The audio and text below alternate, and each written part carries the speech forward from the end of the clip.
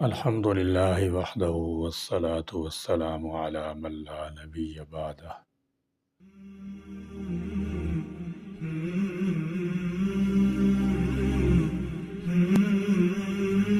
Social media پر ایک تحریر جو عورتیں اپنے والد کا نام ہٹا کر اس کی جگہ اپنے شوہر کا نام اپناتی ہیں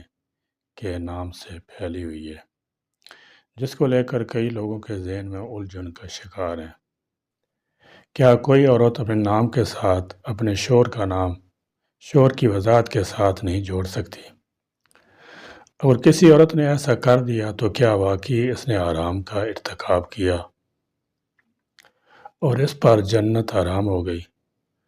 اس تحریر کو پڑھ کر یہی محسوس ہوا کہ وہ شریعت کی صرف عمومی نصوص کو ملحوظ خاطر رکھ کر تحریر کی گئی ہے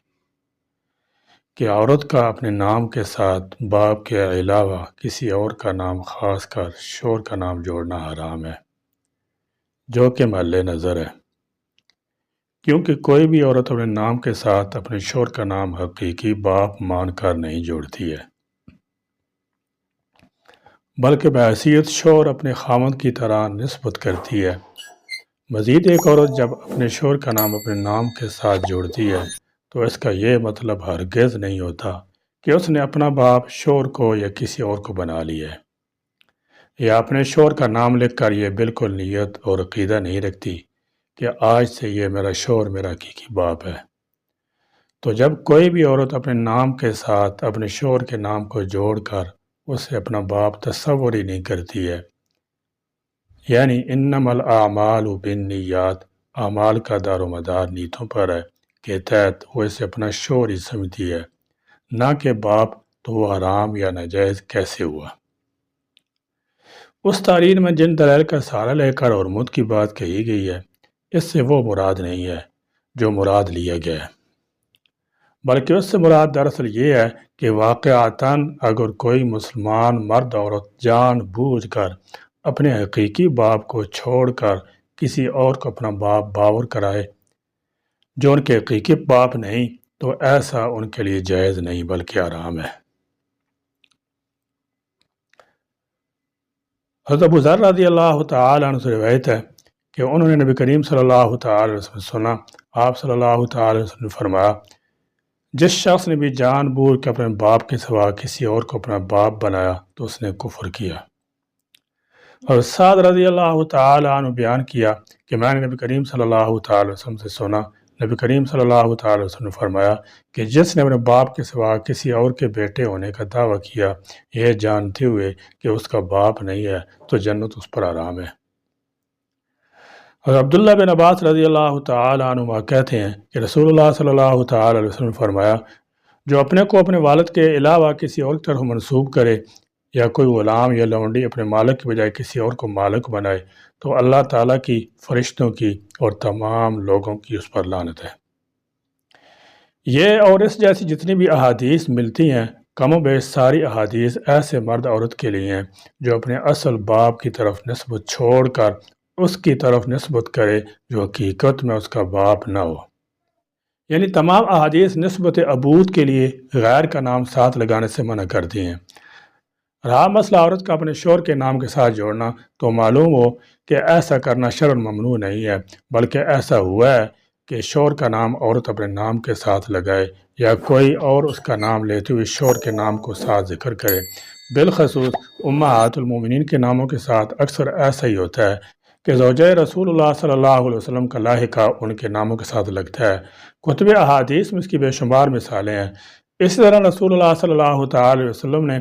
زینب رضی اللہ تعالی عنہ کے بارے میں پوچھا کہ کون سی زینب ہے، تو بتانے والے نے بتایا امرأۃ بن مسعود، یعنی ابن مسعود کی بیوی ہے،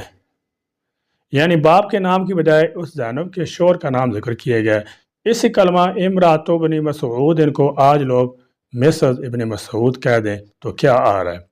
الحمدللہ اکثر بیشتر مسلمان مرد عورت اتنا علم تو رکھتے ہیں کہ شریعت نے اپنے حقیقی باپ کے علاوہ کسی اور کو حقیقی باپ کہنے، پکارنے اور اپنے نام کے ساتھ باپ کے طور پر کسی اور کے نام کو لکھنے سے منع کر رکھا ہے۔ جیسے کہ اللہ رب العالمین نے لے پالک اولاد اور جن کی پرورش پرداخت ایک شخص اس کے بچپن سے کرتا ہے ان کے تعلق سے بھی اللہ نے واضح کر دیا ادعوہم لآبائہم کہ لے پالکوں کو ان کے حقیقی باپوں کی طرف نسبت کر کے بلاؤ۔ یہی وجہ ہے کہ کم و بیشتر مسلمان اس سے بچتے ہیں۔ ہاں نکاح کے بعد کچھ عورتیں اپنے نام کے ساتھ اپنے شوہروں کا نام لکھتی ہیں جس سے انکار نہیں، لیکن لکھنے کا سبب یہ بالکل نہیں ہوتا کہ وہ عورتیں نعوذ باللہ اپنے شوہروں کو اپنا باپ سمجھنے لگتی ہیں۔ ان عورتوں کے دلوں کے کسی بھی گوشے میں یہ سوچ تک نہیں آتی ہے کہ جب وہ اپنے نام کے ساتھ شوہروں کا نام لکھ رہی ہیں تو وہ انہیں اپنا حقیقی باپ تصور کر کے لکھ رہی ہیں، بلکہ وہ صرف اور صرف اس لیے لکھ رہی ہوتی ہیں کہ انہیں اپنے شوہروں سے بے پناہ محبت ہے، یا اس لیے لکھ رہی ہوتی ہیں کہ سرکاری آئی ڈیز میں نکاح کے بعد شوہر کا نام ہونا ضروری ہو جاتا ہے۔ انہی دو اسباب کے تحت عام طور سے نکاح کے بعد عورتوں کے نام شوہروں کے نام کے ساتھ نظر آنے لگتے ہیں، اور اگر انہی دو اسباب کے تحت یہ ایسا کیا جاتا ہے تو اس میں کوئی حرج کی بات نہیں، کیونکہ عورت اپنے نام کے ساتھ شوہر کے نام کو حقیقی باپ سمجھ کر نہیں لکھتی کہ جس کو ناجائز اور حرام کہا جائے۔ عورت کے نام کے ساتھ والد کا نام لگے یا شوہر کا، در حقیقت مقصد اس سے تعارف اور شناخت ہے، اور یہ شناخت ان دو طریقوں کے علاوہ بھی ہو سکتی ہے۔ قرآن حدیث میں بعض عورتوں کا تعارف اللہ نے ان کے شوہر کی نسبت سے کرایا ہے۔ قرآن کریم میں ہے امرأۃ نوح و امرأۃ لوط کانتا تحت عبدین من عبادنا صالحین، یعنی حضرت نوح علیہ السلام کی بیوی اور حضرت لوط علیہ السلام کی بیوی۔ مقصد تعارف اور شناخت ہے۔ اگر شادی کے بعد شناخت کے لیے باپ ہی کا نام رہے یا شوہر کا نام آ جائے تو اس میں کوئی کباط نہیں۔ باقی اگر کسی کو یہ شبہ ہو کہ بعض احادیث میں والد کے علاوہ کسی اور کی طرف اپنی نسبت کرنے سے منع کیا گیا ہے اور اس بارے میں وعیدیں بھی آئی ہیں، تو واضح ہے کہ ان احادیث کا مقصد یہ ہے کہ اپنے والد کو چھوڑ کر کسی اور شخص کی طرف اپنی نسبت اس طور پر کرنا کہ وہ دوسرے شخص والد سمجھا جائے، یا اپنے والد کی نفی کر کے دوسرے کو والد کہنا ممنوع ہے۔ جہاں یہ شبہ نہ ہو تو کسی کی طرف اولاد والی نسبت کرنے کی بھی گنجائش ہوگی۔ مثلا نبی کریم صلی اللہ تعالی علیہ وسلم سے احادیث مبارکہ میں حضرت انس رضی اللہ تعالی عنہ کو پیارا بیٹا کہنا ثابت ہے، جبکہ بیوی کا نام شوہر کی طرف منسوب کرنے میں کسی طرح بھی ولادت کی نسبت نہیں سمجھی جاتی، لہذا یہ نسبت حدیث کی ممانعت میں داخل نہیں ہے۔ نکاح کے بعد عورتوں کی آئی ڈیز کو ہی دیکھ لیں تو بات بالکل واضح ہو جاتی ہے کہ عورت کے نام کے ساتھ جو اس کے شوہر کا نام لکھا جاتا ہے وہ ڈاٹر آف نہیں بلکہ وائف آف، یعنی عربی میں کہیں تو بنت بیٹی کے ساتھ نہیں بلکہ امرات زوجہ بیوی کی وضاحت کے ساتھ لکھا جاتا ہے۔ تو جب اتنی وضاحت کے ساتھ عورت کے نام کے ساتھ اس کے شوہر کا نام شوہر مان کر لکھا جاتا ہے تو یہ حرام ناجائز کیسے ہو سکتا ہے؟ اور صحابیات کی جتنی بھی مثالیں اس تحریر میں دی گئی ہیں کہ کسی بھی صحابی نے اپنے نام کے ساتھ شوہر کا نام نہیں لکھا، تو اس پر کہنا یہ ہے کہ عرب اپنا نسب پرانے زمانے سے محفوظ کرتے آئے ہیں، جس کی وجہ سے ان کے یہاں عام رواج یہی رہا ہے کہ وہ اپنے نام کے ساتھ اپنے والد کا نام ہی لکھتے رہے ہیں۔ اور جن صحابیات کا حوالہ دے کر یہ کہا گیا ہے کہ دیکھو صحابیات اپنے نام کے ساتھ اپنے شوہروں کا نام نہیں لکھتی تھیں، انہی صحابیات کے نام پر غور کریں تو معلوم ہوتا ہے کہ وہ اپنے نام کے ساتھ بنت کے لفظ کو بھی غائب نہیں کرتی تھیں، یعنی کہیں بھی یہ نہیں مل سکتا